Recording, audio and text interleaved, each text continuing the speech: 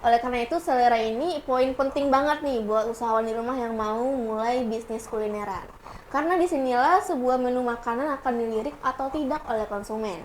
Nah, faktor utama yang menentukan kesuksesan juga dari cita rasa ini gitu.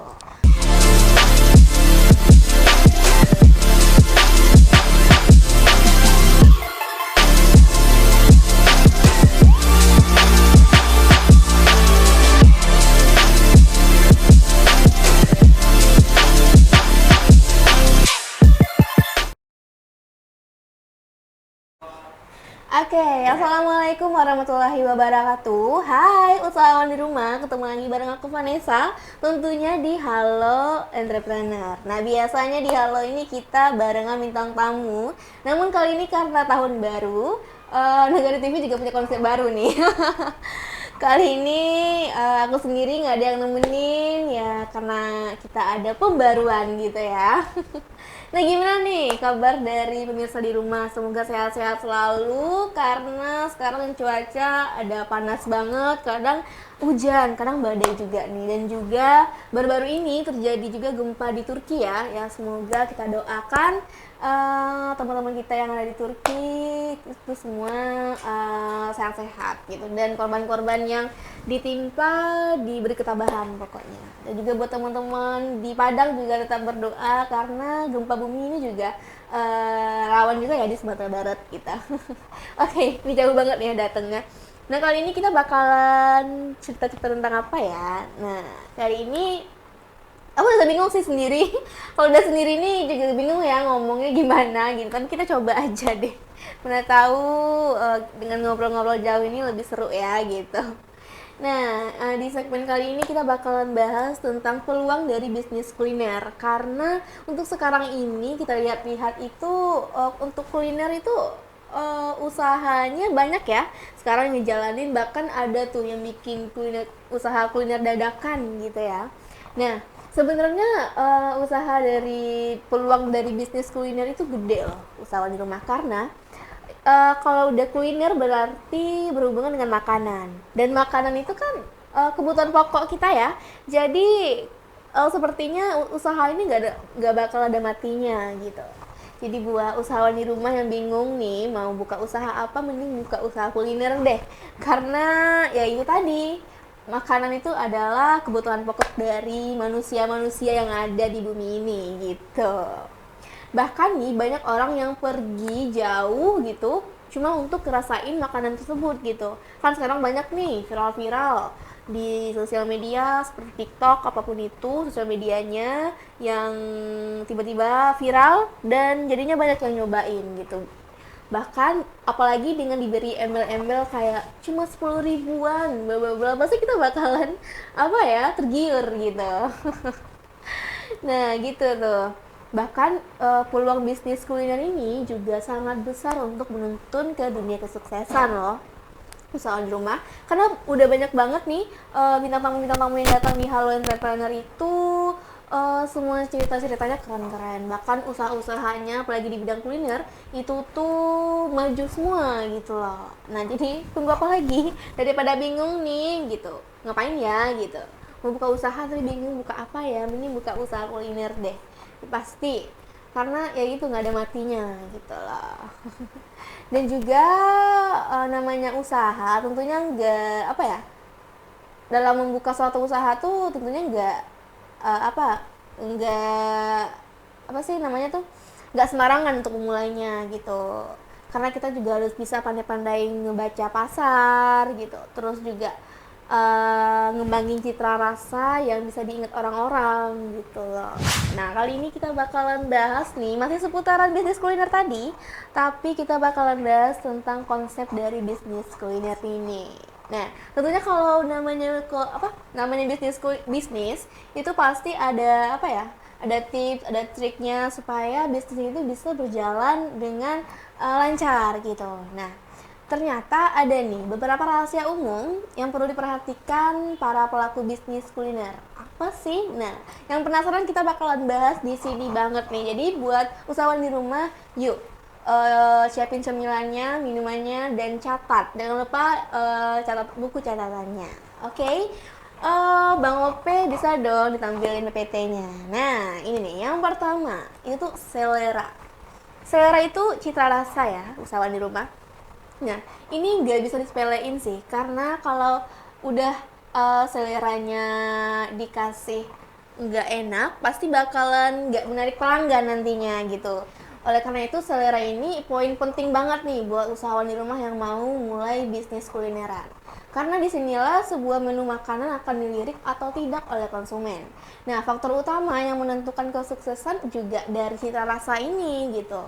Maka buat usahawan di rumah, buatlah cita rasa makanan yang nantinya bisa diminati oleh banyak orang. Nah, next, apalagi nih selanjutnya? Oke, gaya hidup. Wah, di zaman sekarang gaya hidup nih apa ya? Kalau gaya hidup sekarang itu udah maju banget sih. Nah, kalau untuk makanan juga berpengaruh nih, karena di zaman media sosial saat sekarang ini tuh pasti kita sering dong ngelihat orang kalau makan pasti foto dulu nih. Mau makan kan, udah lapar banget, pasti ada temennya yang bentar, gue mau foto dulu. Kesel nggak sih? Nggak lah ya, karena ya mungkin itu kesenangannya dia juga. Nah, ini sebagai bentar. Nah, di zaman media sosial sekarang ini, makanan bukan lagi hanya pemuas rasa lapar, namun juga menjadi bagian dari gaya hidup. Di sosial media, orang-orang banyak yang memposting mereka makan apa, kayak yang gue bilang tadi, dan juga kebanyakan selalu berfoto dengan makanan di meja sebelum menyantapnya. Nah, bener banget nih.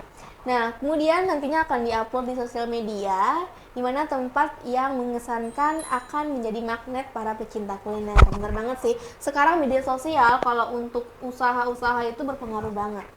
Kita lihat nih sekarang itu kayak ada kemarin ownernya pernah datang di usaha di Halo Entrepreneur ini, ada ownernya street seafood. Nah, ternyata street seafood ini viral banget nih di TikTok, di Instagram juga. Nah, itu karena orang-orang yang memvideoin makanannya, foto makanannya akhirnya viral. Nah, sekarang memang media sosial berguna banget sih. Oke, next apa lagi nih? Oke, daya beli. Nah, sebelum menentukan produk yang akan dijual, nah lihat dulu nih gimana lokasi yang menjadi tujuan usaha nantinya. Karena kalau kita memilih di tempat yang sepi, terus juga lingkungannya nggak bagus, pasti nggak bakalan menarik perhatian dari pelanggan. Nah, oleh karena itu buat usahawan di rumah harus pinter-pinter mengobservasi lingkungan nih sebelum mau memulai usaha. Oke, kita lanjut. Apa nih selanjutnya? Rencana produksi. Nah, rencana produksi ini, usahawan di rumah ini coba untuk analisis dan teliti, mulai dari sumber bahan baku, alur produksi, harga produksi, peralatan, hingga kualitas, keunggulan produk, dan juga kemasan produk yang akan dijual. Karena hal sedetail itu pasti bakalan jadi perhatian dari konsumen nantinya. Jadi nggak bisa sembarangan nih usahawan di rumah gitu. Dan sumber bahan baku juga jangan yang beli yang sulit dijangkau, karena nantinya pasti bakal ngehambat prosedur dari usaha kuliner ini gitu. Oke, kita lanjut yang terakhir, ada rencana pemasaran. Nah, sebelum memutuskan bisnis yang akan dijalankan, analisislah pasar sekaligus gaya pemasaran yang khas, di mana lokasi akan menentukan tingkat persaingan, karena akan membantu menentukan kesempatan untuk mengembangkan usaha. Sehingga perhatikanlah teknik-teknik promosi yang mantap gitu ya buat usahawan di rumah gitu. Kita harus pintar-pintar baca lokasi, gimana persaingannya nantinya, dan juga kita juga harus pintar-pintar nih gimana cara ngembanginnya, gimana cara promosiinnya. Nah, ada tuh contohnya yang pernah kemarin datang ke sini, itu tuh juga dari ownernya MMK, makan minum kuliner yang ayam shebol. Nah, dia tuh nyediain suatu dana untuk promosi gitu. Jadi emang kayak ngendorse salad gitu kan. Nah, itu ada dana tersendirinya gitu loh. Jadi buat usahawan di rumah bisa banget nih dicontoh. Oke deh, jadi itu ya beberapa rahasia umum lah untuk mengembangkan suatu usaha kulineran. Nah, kali ini kita bakalan bahas kenapa sih berbisnis kuliner ini layak dicoba. Kenapa sih layak dicoba gitu. Nah, kita bakalan ulik di segmen ini nih. Nah, yang pertama itu karena bisnis ini tidak pernah ada matinya. Nah, seperti yang aku bilang tadi, karena kalau untuk kuliner itu tuh kan kebutuhan pokok dari manusia ya. Jadi kapanpun manusia ini butuh makan. Jadi emang kalau untuk usaha ini emang gak ada matinya sih. Kayak metal ya gak ada matinya gitu. Oke, yang kedua itu produk yang beragam. Nah, banyak sekali jenis kuliner yang bisa dibuat dan juga inspirasi bisa datang dari mana aja nih, bahkan bisa dari kreasi diri sendiri gitu. Karena untuk sekarang ini kalau untuk nyari ide itu tuh banyak banget, bisa cari di mana-mana, bisa cari di media sosial ya. Kalau untuk media sosial ini bisa banget ngejangkau lebih dari apapun gitu. Nah, selanjutnya yang ketiga, itu tuh kuliner sangat mudah untuk diinovasi dan dikreasikan. Nah, untuk bertahan di persaingan bisnis memang sangat dibutuhkan inovasi nih, teman-teman. Nah, makanya bisnis ini sangat mudah untuk dilakukan inovasinya gitu. Dan keempat, nih ada keuntungan yang berlipat. Wow, ini benar banget sih. Nah, untuk menjual kuliner hanya dibutuhkan membeli bahannya aja nih, bahan bakunya aja gitu. Yang mana harganya kadang tidak seberapa gitu loh. Harga pun pengusaha bisa menentukan sendiri, asalkan produk yang dijual lezat, semahal apapun pasti akan tetap dibeli konsumen. Nah, contohnya nih, untuk makanan seperti tempe mendoan deh. Nah, kan tempe itu kan gede tuh, bisa dibeli gede kan, gede. Nah, bahkan kalau yang satu bungkus itu tuh harganya pun nggak nyampe 5.000 gitu. Nah, pas dipasarkan, pas dijual, pasti dipotong-potong dan bakalan digoreng nantinya. Dan nantinya si pengusaha ini pasti bakalan ngejual 1.000-an. Untung nggak tuh? Padahal untuk belinya aja kurang dari 5.000 gitu. Jadi gitu. Nah, selanjutnya itu menjadi tujuan wisata masyarakat. Nah, masyarakat ketika berkunjung ke suatu tempat tidak lagi hanya mencari tempat rekreasi, namun juga mencari menu kuliner favorit nih dan tempat tersebut. Dan juga istilah zaman sekarang namanya itu wisata kuliner. Waduh, wisata kuliner ya.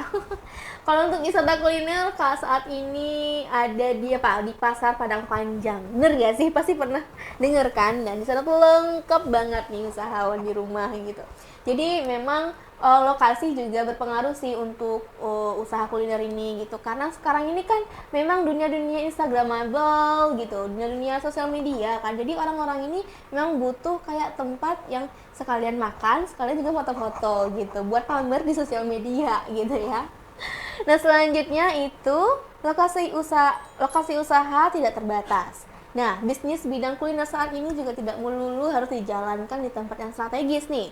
Dan dengan adanya teknologi media sosial, bisnis ini bahkan bisa dikerjakan di rumah sendiri. Wah, ini nih sistemnya kayak delivery ya, kayak antar gitu. Dan juga ini juga banyak dipakai oleh orang-orang sih gitu. Jadi orang ini untuk pemasarannya tuh itu menggunakan jasa Gojek gitu, atau bisa dijemput sendiri ke rumah ownernya gitu. Ini juga jadi inovasi itu sendiri ya gitu. Jadinya kan orang-orang bisa pesan lewat aplikasi gitu ya, jadi nggak ribet-ribet lagi nunggu antri di tempatnya gitu. Nah, yang terakhir ada jumlah pegawai yang sedikit di awal usaha. Nah, ternyata nih tipsnya, tidak perlu banyak karyawan untuk membantu kegiatan usaha saat awal-awal berdiri. Karena ini akan membuat biaya yang dibutuhkan sebagai modal pasti akan lebih kecil. Wow, bener sih. Kayak untuk pemula-pemula untuk usaha kuliner itu juga nggak perlu banyak karyawan ya. Karena memang kalau untuk SDM pasti kita bakalan ngegaji juga gitu ya. Nah, bener sih. Memang kalau untuk usaha kuliner saat ini itu nggak ada matinya dan nggak ada tandingannya gitu ya. Nah, ini udah di segmen terakhir ya, nggak kerasa banget nih karena tadi ada asik banget ngobrolin soal bisnis ya. Memang kalau udah bicara soal bisnis itu nggak ada matinya dan pasti seru gitu loh. Karena kalau udah cuan pasti seru banget ya nggak sih? Nih soalnya pasti setuju kan gitu. Yang otak-otaknya cuan nih gitu. Nah, di segmen kali ini kita bakalan bahas tentang cara dalam memulai bisnis kuliner ini. Pasti kalau dalam memulai bisnis kita tentu harus memiliki yang namanya langkah-langkah gitu supaya bisnis ini nantinya nggak ambruk, nggak tiba-tiba kacau gitu. Jadi harus terstruktur gitu. Nah, catat ya buat usahawan di rumah gitu. Jangan lupa catat karena ini ilmu banget gitu ya. Nah, yang pertama itu tuh adalah kita ada PPT nggak ya? Oh ya, ternyata ada. Nah, yang pertama itu pahami dulu gimana konsep bisnis. Karena kalau kita berbisnis, tapi kita sendiri nggak paham nih bisnis ini apa, tentang apa ya, pasti gimana ya? Kayak apa sih? Kayak dunia tanpa cahaya ya gitu. Pasti nanti bakalan kacau bisnis itu gitu loh. Karena usaha dari konsep karena kita tuh harus mengusahakan cari konsep bisnis yang semenarik mungkin, yang paling original belum pernah ada sebelumnya gitu loh, sehingga nantinya kayak wah ini kayaknya beda nih dari yang lain gitu ya, pasti bakalan menarik konsumen nantinya. Terus yang kedua ini adalah perhitungkan modal awal.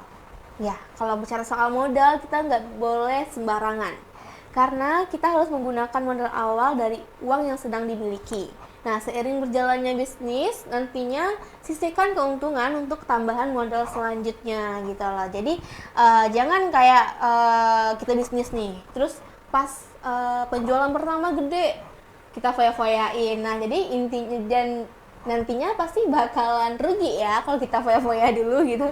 Karena sekarang banyak otak-otak foya-foya sih gitu. Nah, yang ketiga ini tentukan target pasar. Nah, menetapkan target pasar yang akan dituju. Sebetulnya target pasar bisnis bidang kuliner ini bisa dikatakan sangat luas. Bener sih, kita harus pintar-pintar dalam menargetkan pasar gitu loh. Karena kalau kita nggak membaca-baca pasar, menargetkan pasar, pasti nantinya bisnis itu ya nggak berjalan dengan semestinya gitu loh. Dan keempat ini adalah pilihlah lokasi yang tepat. Nah, lokasi yang strategis sangat berpengaruh terhadap konsumen yang kemungkinan akan datang. Bener sih. Seperti yang kita bahas sebelumnya tadi, bahwa sekarang ini adalah dunia Instagramable, dunia TikTokable gitu. Jadi orang-orang ini emang yang namanya butuh tempat yang bisa dijadiin konten gitu ya.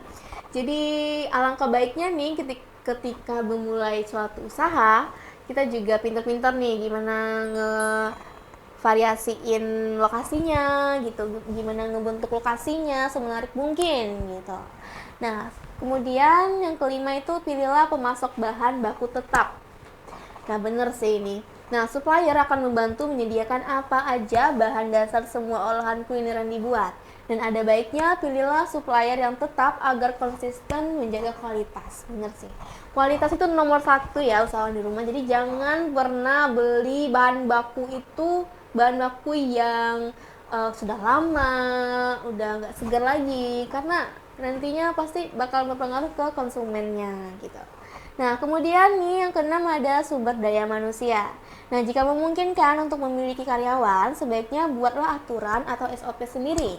Dan ini juga bisa membuat mereka dapat bekerja sesuai tugasnya masing-masing. Karena kita ini juga harus ada aturan ya, biar nantinya kerja itu berstep-step, kerja itu nantinya lancar gitu.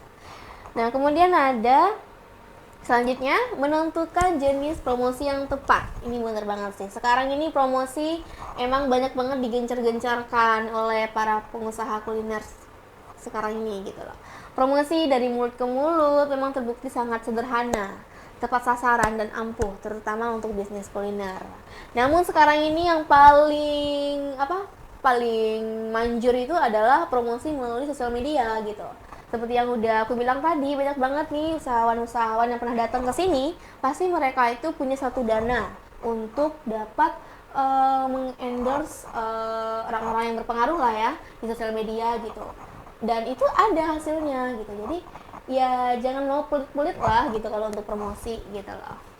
Nah, selanjutnya itu ada mencari keunikan produk kuliner dengan selalu berinovasi. Bener banget sih, karena kalau untuk kuliner pasti itu kan banyak banget nih saingannya gitu. Jadi kita harus pintar-pintar nih gimana mencari keunikan dari produknya, dan juga bikin suatu produk yang kayak beda dari yang lain gitu. Biar nanti orang kayak wah kayaknya beda deh, kayaknya pengen coba deh, pasti bakalan seperti itu konsumen nantinya. Nah, selanjutnya itu memahami segala regulasi hukum terkait bisnis kuliner. Wow, ini udah bawa-bawa hukum ya gitu. Nah, salah satu yang bisa dilakukan adalah dengan berusaha untuk mendapat lisensi produk kuliner yang akan dijual gitu. Ini juga akan membuat konsumen dan pembeli yakin bila produk yang ditawarkan aman untuk dikonsumsi. Ya seperti kasus-kasus yang sekarang ini ya, kayak produk mie itu tuh kan sedang dipermasalahkan tuh karena apa? Belum ada halalnya ya, belum ada ya gitulah, belum ada logo-logo halalnya gitu loh, jadinya jadi polemik sendiri gitu loh, jadinya kacau kan usahanya gitu. Jadi buat usahawan di rumah itu tuh juga perlu gitu. Kemudian selanjutnya adalah menjaga sikap dan perilaku. Nah, selama menjalani bisnis kuliner, memang pengusaha harus selalu menjaga sikapnya nih. Kedua, dan sikap dan juga perilaku. Dan kedua hal ini juga terkait dalam menjaga reputasi bisnis. Jadi ya namanya dalam berbisnis ternyata kita juga harus pinter-pinter gitu ya dalam bersikap gitu. Nah, terakhir itu tuh adalah selalu berpikir optimis dan kerja keras. Nah, selalu kerja keras juga sangat dibutuhkan karena memang hasil yang memuaskan tidak hadir dalam satu malam aja nih. Dan selalu berpikir positif pasti akan mendapat ide-ide baru lebih kreatif yang menunjang keberhasilan bisnis. Dan juga jangan lupa untuk selalu berdoa agar semua berjalan dengan lancar tanpa kendala yang berarti. Bener banget sih ini gitu loh. Jadi kita tuh harus kerja keras ya. Jadi jangan pernah gampang kayak gampang happy duluan nih, kayak wah penjualan hari ini gede banget nih, udahlah kita faya-faya dulu gitu loh. Jadinya kan gak kepikiran nih gimana modal selanjutnya. Jadi kita harus pinter-pinter juga dalam berbisnis ini gitu. Ya, oke. Jadi itulah cara-cara bagaimana berbisnis ya usahawan di rumah gitu. Jadi buat usahawan di rumah apalagi nih yang ditunggu? Jadi buat yang bingung, aduh baiknya gue mulai apaan ya, baiknya mulai bisnis apaan ya. Nah mending coba deh bisnis kuliner ini. Karena memang kalau untuk kuliner, makanan itu kan gak ada matinya ya. Karena seperti yang gue ulang-ulang dari tadi, kalau makanan itu tuh kebutuhan pokok dari manusia gitu. Jadi gak bakalan ada habisnya gitu loh. Nah jadi segitu ya buat usahawan di rumah. Aduh gak kerasa nih, dari tadi aku ngebacot soal bisnis kuliner ini, dari tadi gak kerasa udah hampir sejam nih nemenin usahawan di rumah. Jadi udah dicatat ya apa-apa aja nih yang perlu dipersiapkan dalam memulai bisnis kuliner gitu. Ya mungkin kita habiskan dulu untuk sesi kali ini. Semoga buat usahawan di rumah dapat paham dengan pembahasan kita kali ini. Dan juga jangan lupa saksikan terus Halo Entrepreneur setiap hari Selasa, tentunya di jam 3 ya, jam 3 siang atau jam 5 siang lah. Pokoknya tetap stay tune di YouTube-nya Nagari TV. Jangan lupa subscribe pokoknya, dan juga like dan komen gitu. Boleh komen tuh, misalnya aduh hostnya cantik banget gitu. Ramai kan komennya, nggak apa-apa gitu. Ya segitulah dulu ya buat usahawan di rumah. Pesannya, teruslah mencoba apapun itu. Jika kamu punya kemauan, cobalah, jangan pernah mundur gitu ya.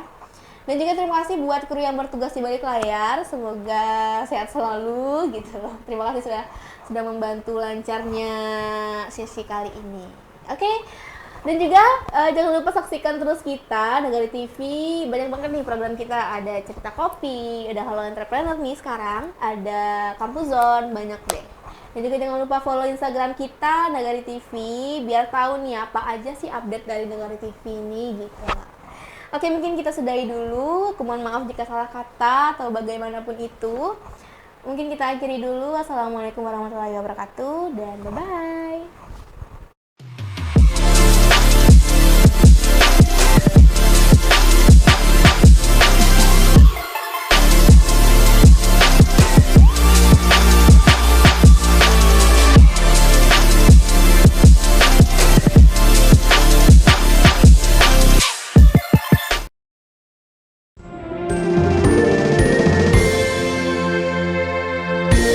Menjangkau lebih dekat.